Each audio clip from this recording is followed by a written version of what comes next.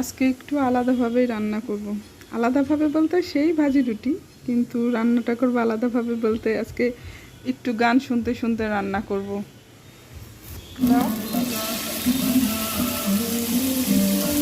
তারপরে হচ্ছে গান শুনছি আর রান্নাই করছি। রান্নাটা হচ্ছে আজকে আলু ভাজি রুটি। আহামরি কিছুই না, কিন্তু আমাদের কাছে খুবই মজার একটা খাবার।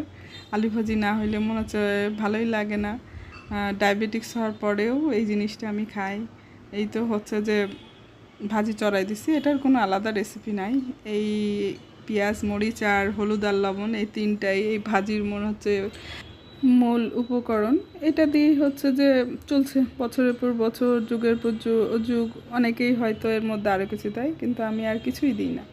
তো ভাজি হয়ে গেল, এখন হচ্ছে যে আটা সানার পালা। আটাটা রেডি করে নিচ্ছি। আটা রেডি করা তো অনেকেই হচ্ছে কাঁচা পানি দিয়ে সানি, অনেকে হচ্ছে গরম পানি দিয়ে সানি। তো আমি হচ্ছে যে গরম পানি করে নিচ্ছি আটাটার জন্য। আজকে আমার মেয়েও আছে আমার সাথে, এই তো এইসব কাজে হেল্প করার জন্য, নাস্তার কাজে হেল্প করছে। ভালো লাগছে, অনেক দিন পর ও আমাকে সময় দিচ্ছে। পড়াশোনার পাশাপাশি ও আমাকে চেষ্টা করে হেল্প করার। তো আমি হচ্ছে যে বুঝি যে ও আমাকে সময় দিতে লাগলে ওর কষ্ট হয়ে যায়, তো যেদিন আসে সেদিন আমি অনেক খুশি হয়ে যাই। এই তো আটা রেডি হয়ে যাচ্ছে, আটাটা ভুনে নিলাম প্রথমে। তো সকাল সকাল খুব আলসিয়া লাগে, মনে হয় না রুটি বানাই, কিন্তু তারপরেও বানাতে হবে, খাইতে হবে। এক সময় ছিল যে বাসায় রেডি করে দিত আম্মা, আর উঠে উঠে কি আরামে খাইতাম।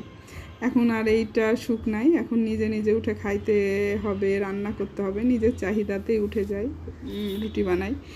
তো আমার টেনশন লাগে যে আমার মেয়েকে আমি একটু ভালো করে নাস্তা খাওয়াবো, ও যেরকম পছন্দ করে সেই চেষ্টাই আমি করি। কে কে তোমরা ভালো রুটি বানাইতে পারো? আমি কিন্তু ভালোই পারি, আগের চেয়ে তো ভালো পারি। এই দেখো কি সুন্দর নরম করে আমি আটা সানে নিছি। তারপরে হচ্ছে আটাটা কিন্তু আগে সানে নিলে বেশি ভালো হয়। তা আমি বেলুন পিঠার মধ্যে নিয়ে একটু সানে নিই। আগে তো আমার অনেক আটা লাগতো, এখন আমার অল্প আটাতেই মোটামুটি হয়। এর চেয়েও কমে অনেকে পারে, কিন্তু আমি পারি না। আমি হচ্ছে যে মোটামুটি এখন আটা নিলে হয়। আগে তো একবারই চারিপাশ দিয়ে পড়ে থাকতো যখন আমি রুটি বানাইতে মানে শিখছি নতুন নতুন। এই তো রুটি বানানো হয়ে গেল, একটু তাড়াতাড়ি করছি, মামে খাবো, খিদাও পাইছে আমাদের অনেক। গান শুনে তো আর কাজ হবে না, খাইতেও হবে। এই যে ভাজি, ভাজি দেখতে ভালো না হইলেও খাইতে কিন্তু মজা ছিল। আমরা যেহেতু পছন্দ করি আলু বেশি, তো এই জন্য আমাদের আলুর যে কোনো রেসিপি ভালো লাগে, কিন্তু এখন আসলে আমার এত খাওয়া উচিত না। এই তো গল্প করতে করতে আমার নাস্তা রেডি হয়ে গেল। এই রেডি করছি আমার মেয়ের জন্য, আমার জন্য। এই যে রুটি, তোমাকে কয়টা দিব রুটি? ছোটোটা।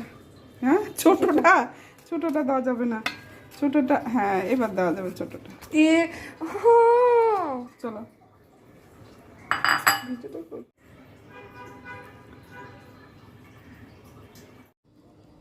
কেমন হয়েছে? ভাল লাগছে আম্মু খাইতে?